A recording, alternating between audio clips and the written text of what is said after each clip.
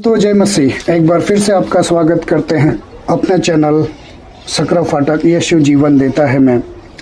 दोस्तों, प्रभु यीशु जी जब इस पृथ्वी पर थे तो उनके जीवन में भी परीक्षाएं आई थी और उन्होंने किस तरीके से उन सारी परीक्षाओं को पास किया, कैसे वो परीक्षाओं से निकले, आज इसी विषय पे हम लोग इसी विषय को जानने का प्रयास करेंगे। जब हम मत्ती की पुस्तक 4 अध्याय को पढ़ते हैं तो वहाँ पे इस प्रकार लिखा है, तब आत्मा यीशु को जंगल में ले गया कि शैतान द्वारा उसकी परीक्षा हो।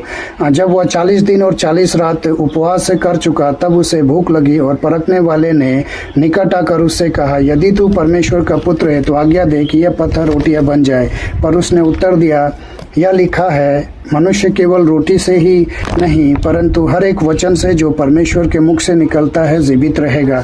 दोस्तों, हम देखते हैं कि किस प्रकार शैतान जो है परमेश्वर को परीक्षा में डालता है, प्रभु यीशु को परीक्षा में डालता है। दोस्तों, इसके पहले अध्याय जब 3 पद हम पढ़ते हैं तो वहाँ पे पाते हैं कि किस प्रकार परमेश्वर प्रभु यीशु ने यूहन्ना के द्वारा यरदन नदी में यूहन्ना के द्वारा बपतिस्मा लिया, और जब वो बपतिस्मा लेकर के यानी पानी के अंदर से डुबकी लेकर के बाहर निकलते हैं तो स्वर्ग खुल जाती है और पवित्र आत्मा कबूतर के रूप में उनके ऊपर में उतरता है और ये भविष्यवाणियां होती है कि ये मेरा प्रिय पुत्र है जिससे मैं प्रसन्न हूँ। उसके बाद आत्मा जो है उनको प्रेरित करती है और वो जंगल में चले जाते हैं। जंगल में 40 दिन तक वो निराहार रहते हैं और उसके बाद जब उनको भूख लगती है तो शैतान जो है वहाँ पे आ जाता है उनकी परीक्षा करने के लिए, और वो कहता है कि अगर तू परमेश्वर का पुत्र है तो इन पत्थरों को कह कि ये रोटियां बन जाए।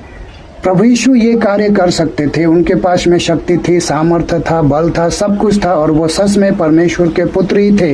वो कह सकते थे कि ये पत्थर तू रोटी बन जा, वो रोटी बन जाता। मगर प्रभु यीशु ने ऐसा नहीं किया। प्रभु यीशु ने शैतान को उत्तर दिया और कहा कि लिखा है कि इंसान केवल रोटी से नहीं परंतु परमेश्वर के हर एक वचन से जीवित रहता है। परमेश्वर ने जिन वचनों के द्वारा शैतान का सामना किया वो वचन हम देखते हैं व्यवस्था विवरण 8:3 में, जहाँ पे लिखा है कि मनुष्य केवल रोटी से ही नहीं परंतु परमेश्वर के हर एक वचन के द्वारा जीवित रहता है।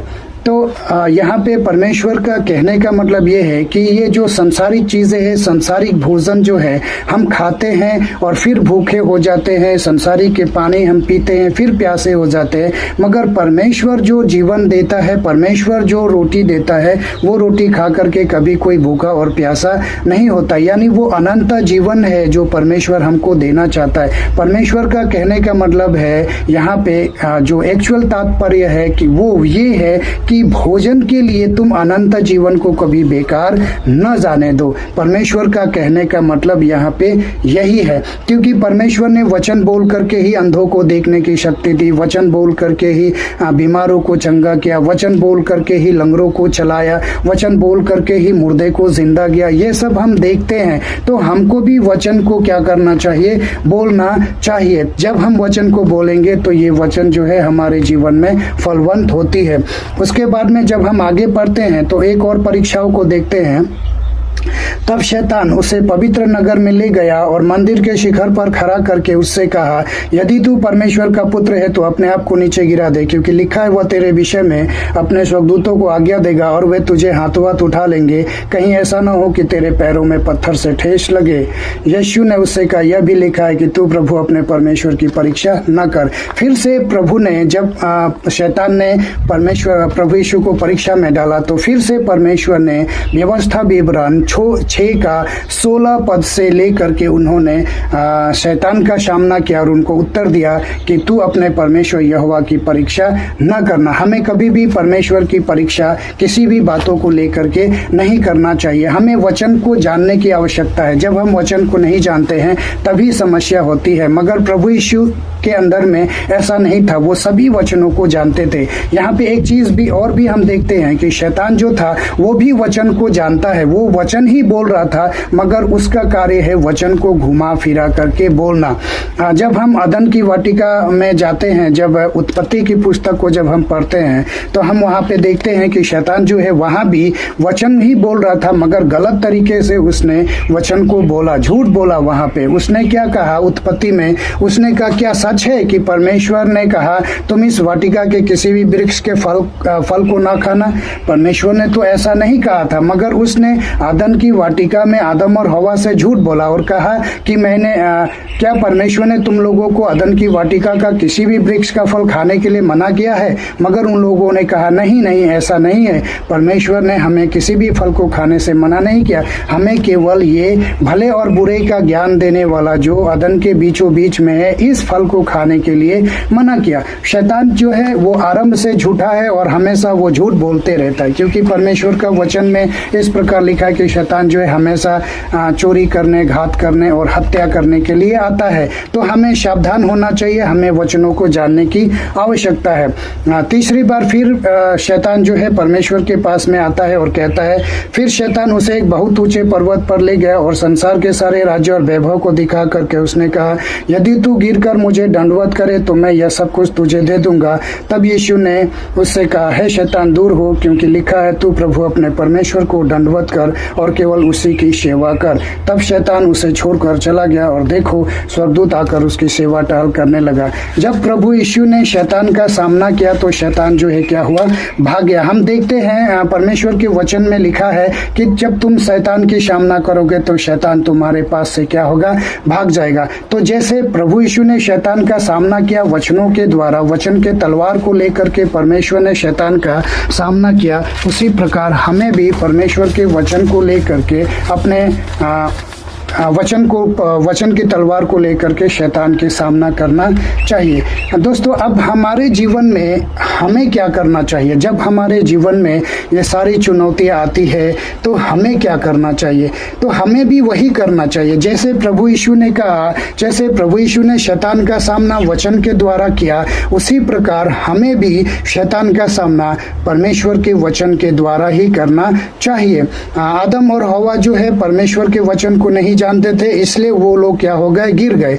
हमें भी हमें परमेश्वर के वचन आज हमारे पास है, परमेश्वर का कलाम हमारे पास है और हर एक भाषा में उपलब्ध है। आप किस भाषा में बोलने वाले, समझने वाले लोग हैं उससे मायने नहीं रखता, मगर हर एक भाषा में परमेश्वर का कलाम, परमेश्वर का वचन जो है आपके सामने, हमारे सामने में उपलब्ध है। तो हमको परमेश्वर के वचन को बहुत ही अधिक गंभीरता के साथ में अध्ययन करना चाहिए, पढ़ना चाहिए, मनन करना चाहिए, उसको याद करना चाहिए, अपने दिलों में रखना चाहिए, क्योंकि वचन का तलवार ही है जो शैतान के सारी बातों को क्या करता है, काटता है। क्योंकि जब हम देखते हैं उत्पत्ति में जब परमेश्वर इस सृष्टि की रचना कर रहा था तो उसने सबसे पहले वचन बोला और कहा कि उजाला हो। तो हमें भी ये बातें हमें क्या बताती है?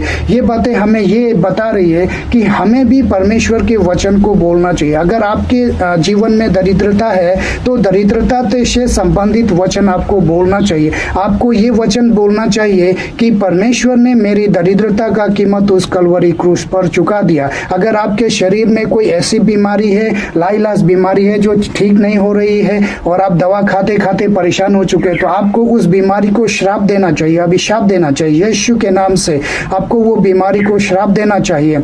और जब आप ऐसा करेंगे, श्राप देंगे, वचन के द्वारा उसको मारेंगे, काटेंगे, तब वो बीमारी धीरे धीरे आपके जीवन से क्या हो जाएगी, दूर हो जाएगी, चंगे हो जाएंगे आप। अगर आपके जीवन में कोई श्राप है तो वचन के द्वारा परमेश्वर के वचन के द्वारा उस श्राप को आप अपने जीवन से काटिए।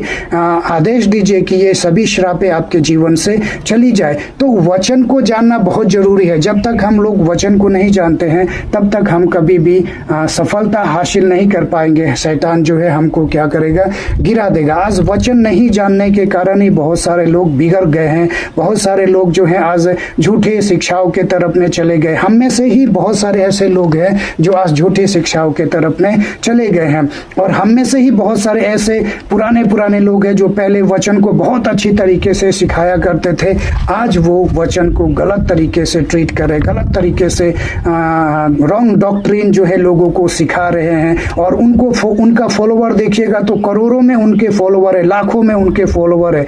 मगर आज दुर्भाग्य की बात है कि जो परमेश्वर के वचन को पूरी ईमानदारी से सिखाते हैं, परमेश्वर का वचन जैसा है वैसे ही सिखाने वाले लोग जो है उनके पास में बहुत कम लोग होते हैं। और जहाँ पे झूठे चमत्कार होते हैं, जहाँ पे झूठी शिक्षाएं होती, वहाँ पे बहुत भीड़ हमें देखने को मिलती है। तो बहस इससे नहीं कि आपके पास में कितने लोग हैं, बहस इससे है कि आप परमेश्वर के वचन को कितना जानते हैं, परमेश्वर के वचन के ऊपर में कितना मनन करते हैं, परमेश्वर के वचन के ऊपर आप कैसे चलते हैं और कैसे दूसरों को सिखाते हैं। बहस इससे है। ये सारे वचन हमको ये सिखा रही है कि हमको शैतान का अगर सामना करना है तो हमको परमेश्वर का वचन को जानना चाहिए। अगर हम परमेश्वर के वचन को जानेंगे तभी जाकर के हम शैतान को परास्त कर पाएंगे। अगर प्रभु यीशु इन सारे वचनों को नहीं जानते तो कैसे शैतान का सामना करते, कैसे उसको उत्तर देते। हर एक वचन के द्वारा उन्होंने शैतान को परास्त किया और अंत में शैतान जो है क्या हुआ, भाग गया। तो उसी प्रकार हमको इन सारे वचनों को जानना चाहिए, परमेश्वर के वचन को बहुत अधिक पढ़ना चाहिए, बहुत अधिक मनन करना चाहिए, बहुत गहराई से उसको समझने का प्रयास करना चाहिए। तो उम्मीद है दोस्तों आपने इस वीडियो के द्वारा आशीष पाया है, और आपको ये वीडियो अच्छा लगा तो लोगों तक पहुंचाइए ताकि लोग भी इन वचनों के द्वारा आशीषित हो सके और परमेश्वर के कार्य में आप सहभागी हो सके इसके द्वारा। तो मिलते हैं फिर किसी दूसरे वीडियो में, तब तक के लिए जय मसीह, गॉड ब्लेस यू।